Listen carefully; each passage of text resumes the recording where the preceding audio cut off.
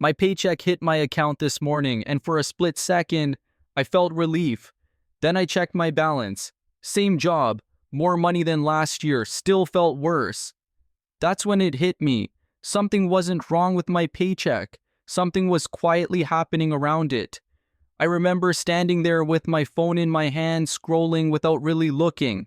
Rent, insurance, gas, a few charges I didn't recognize right away, but somehow didn't feel surprised by either. The smile I had a moment ago faded and I didn't even know why. Because on paper I was doing better. A small raise, steady work, nothing dramatic. This was supposed to be the part where things felt lighter. Instead it felt tighter, like my paycheck arrived already tired. Like it had somewhere else to be the moment it showed up. I hadn't changed much, no new car, no big lifestyle upgrade, no reckless spending story to blame it on. Same routines, same habits, same careful decisions I told myself were responsible, and yet month after month it felt like the room was shrinking. Not collapsing, just slowly closing in. That was the moment a strange thought crossed my mind. What if my paycheck didn't actually get smaller, but the space around it did? What if the problem wasn't how much I made, but how many quiet hands were already waiting for it before I ever touched it? And once I noticed that feeling, I couldn't stop seeing it everywhere. I used to think a raise meant progress. Not celebration level progress, just that quiet feeling of, okay, things should be easier now. But every time a raise came, it felt like relief showed up late to a party that had already ended. The number on the email looked bigger. The number on my paycheck barely moved, and the feeling in my chest still tight. That's when I realized something uncomfortable. A raise doesn't arrive alone. It brings friends, higher taxes I didn't really notice before, insurance adjustments that somehow timed themselves perfectly, costs that didn't spike all at once, they just followed, like they were watching. I remember thinking maybe this is just how adulthood works. Like the universe had a rule: every time you step forward, the floor steps back. And the strangest part, I started planning my life around the raise before it ever landed. Mentally spending money I hadn't touched yet. Feeling safer before I actually was. That safety never showed up. Instead, the raise became invisible. Not because it wasn't real, but because it was absorbed. Quietly. Efficiently, without asking. It didn't make my life worse, that's the trick. It just didn't make it better. And that's when it hit me. Raises don't change your life by default. They only change the speed at which money moves through it. If there's no space for it to slow down, it doesn't stay. It passes through. And once I saw that, I stopped asking, why doesn't my raise help? I started asking something else entirely. Where does it go before I ever feel it? It didn't happen all at once. That's the part nobody warns you about. If everything got more expensive overnight, we'd panic. We'd notice, we'd react, but it didn't. I remember standing in the grocery store holding the same basket I always did. Same brands, same habits, nothing fancy. And when I looked at the total, it was higher. Not shocking, just higher. That's how prices move now. Not loud, not dramatic. They tick upward like a clock on the wall. You don't hear it ticking. You just notice one day that time is gone. Then there were the fixed things. The bills that show up no matter what mood you're in. Rent, insurance, healthcare, utilities. I'd open each statement and stare at the numbers, not angry, just tired. Because these weren't things I could cut back on with willpower. You can skip coffee. You can cook at home. But you can't negotiate rent with motivation. You can't cancel insurance with discipline. These costs don't care how responsible you feel. They just grow. And then there was the third one, the quietest of all, subscriptions. I remember scrolling through my phone one night trying to cancel something I barely remembered signing up for. Are you sure? Pause instead. Offer expires if you cancel. It felt less like managing money and more like trying to escape a room where every door politely asked me to stay. I wasn't wasting money on purpose. That's what scared me. I was paying for things I didn't actively choose anymore. Things that renewed themselves while I was busy living. None of these three things felt dangerous on their own. Prices rising slowly, fixed costs creeping higher, subscriptions renewing quietly. But together, they did something strange. They made every raise feel smaller before it ever had a chance to help. And even after noticing all of this, even after paying attention, there was still one reason the raise didn't save the feeling. One reason that had nothing to do with numbers, and everything to do with how my brain reacted to never having enough space. After noticing all of that, I thought the answer was simple. Be more disciplined, track harder, say no more often. And sometimes that worked. But there were other days when I got home late, brain tired, body heavy, everything felt loud at once. Those were the days discipline didn't show up. What showed up instead was convenience.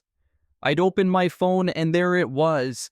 Buy now, pay later, treat yourself, just this once, and I'd tap. Not because I really wanted the thing, not because it was a good deal, but because I wanted quiet. I used to think spending was about desire, about wanting more. But some purchases aren't about wanting, they're about relief. They're about buying a few minutes where nothing needs to be decided. A warm meal that arrives without effort. A package that promises tomorrow will feel easier. A small charge that lets your brain stop buzzing. That's when it clicked. My raise wasn't making me freer. It was making me more capable of absorbing stress. The extra money didn't create space, it became padding. A softer landing for the same pressure, like pulling a blanket over your head when the room is too cold. The blanket helps, but it doesn't change the temperature. And the strange part, the more tired I felt, the less I noticed how often I was doing this. The spending didn't feel reckless. It felt reasonable, necessary even. Until one day I realized something that sounded ridiculous at first. Sometimes you get a raise and you never actually touch it, because it disappears into the places where your stress goes to rest. And once I saw that, I couldn't stop wondering where the money really went before it ever reached me. After that, I started paying closer attention to the paycheck itself. Not the email, not the congratulations, the actual numbers. I remember staring at the pay stub one afternoon, trying to understand why a raise that sounded meaningful felt so thin. That's when I noticed how crowded it was. Taxes, insurance, mandatory contributions, adjustments I never actively agreed to but somehow always paid. In my head, a raise meant relief, like hearing things will be easier now. But when I looked at the paycheck, it felt more like things will be slightly less hard. On paper, I pictured it like this. The raise showed up as a cake, small but earned, and before I could even touch it, little hands appeared. Withholdings, deductions, fees that felt polite, official, unavoidable.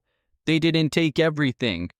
That's the trick. They just took enough that what was left never felt like a change. I remember dragging my finger down the screen, watching the gross number fall into the net number. It felt like pulling a lever upward while something unseen pulled harder in the opposite direction. I wasn't angry, I wasn't confused, I was just disappointed. Because no one tells you this part. They tell you about raises, they don't tell you how little of them actually reach your life. And that's when something else started happening. Something most people don't talk about. Something we do quietly, almost automatically. Not long after that, my paycheck stopped feeling like security. It felt like timing. I remember lying in bed one night, staring at the ceiling phone face down on the nightstand. In my head, I could hear it. Bills landing, soft at first, then heavier. Rent, insurance, subscriptions renewing themselves. They didn't sound urgent, they sounded inevitable. That's when it hit me. I used to think safety meant having money, having income, being employed. But that wasn't it. Safety was the feeling that if something went wrong tomorrow, I wouldn't break. And I didn't have that feeling. Every unexpected expense felt like a test I hadn't studied for. A car repair wasn't annoying, it was threatening. A medical bill wasn't inconvenient, it was destabilizing. I could feel my brain staying alert all the time, scanning, bracing, Even on good days, I pictured it as a bowling ball hanging over my head. Most days it didn't fall, but knowing it could was enough to keep my shoulders tense. That's what a paycheck starts to lose when there's no breathing room. It stops being income, it becomes defense, and suddenly it made sense. My paycheck didn't feel smaller just because things cost more. It felt smaller because it no longer bought peace, it bought survival. And once I saw that, I realized the real problem wasn't money disappearing, it was control disappearing with it. After that, I started noticing a strange pattern. I was earning more than I used to, more skills, more experience, more responsibility. But my life felt smaller, not worse, just tighter.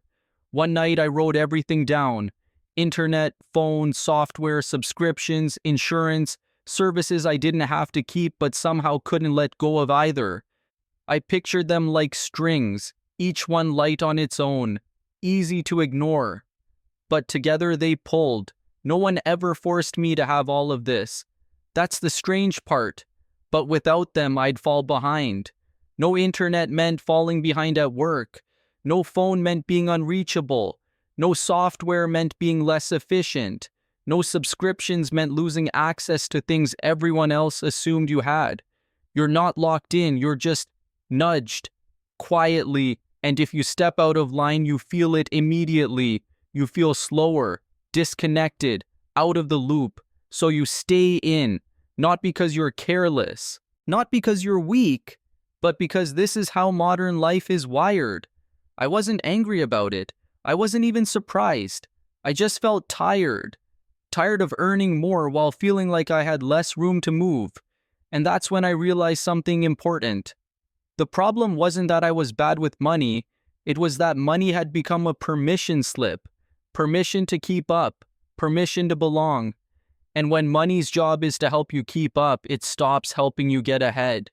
But there was one small shift in how I looked at my paycheck that changed how it felt entirely. For a long time, I thought the solution was obvious. Make more money. If I earned enough, everything would loosen. The pressure, the noise, the constant calculating. But that wasn't it.